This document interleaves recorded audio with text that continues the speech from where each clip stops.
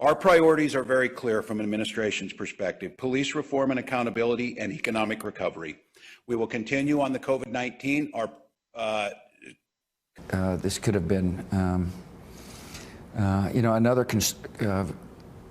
organized, highly organized attack on the country. So that means that if you were in hospice and had already been given, a few weeks to live, and then you also were found to have COVID, that would be counted as a COVID death. It means a significant proportion of people will not get this virus at all at any point in the epidemic, which is going to go on for a long period of time. And as I say, I think this is going to be a struggle that the United States is going to be involved in for the foreseeable future. There's not going to be an end date when I'm going to say there it's all over with. To all of the business owners who had planned to reopen this weekend, I want to acknowledge how difficult this is for all of you.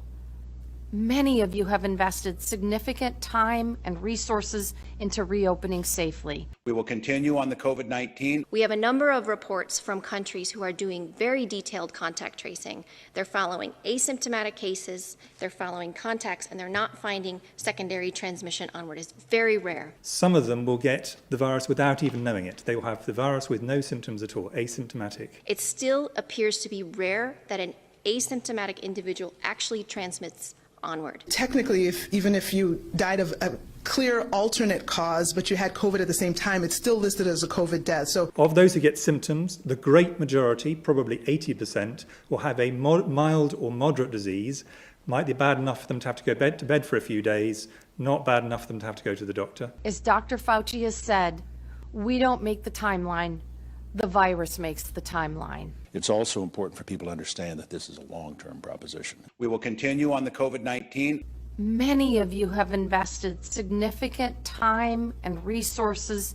Michael and I also want to acknowledge your son Jack, who's deployed today. But from the data we have, it still seems to be rare that an asymptomatic person actually transmits onward to a second. The great majority of people, even the very highest groups, if they catch this virus, will not die.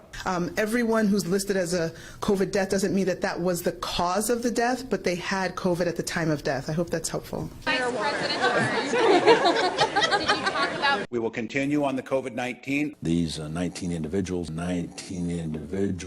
the United States, some of them for several years, training, preparing, getting ready for this operation. We will continue on the COVID-19. And we can by no means assume now that that's all there is. There may well be other operations that have been planned and are in fact in the works. We will continue on the COVID-19. That's the thing about this pandemic. It's been one of the greatest wealth transfers in history.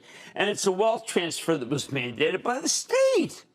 We will continue on the COVID-19. Its simplicity does in fact also speak volumes in terms of planning, creativity, ingenuity in terms of how they go about these kinds of operations. We will continue on the COVID-19. It's also going to require a major effort and obviously quite possibly the use of military force.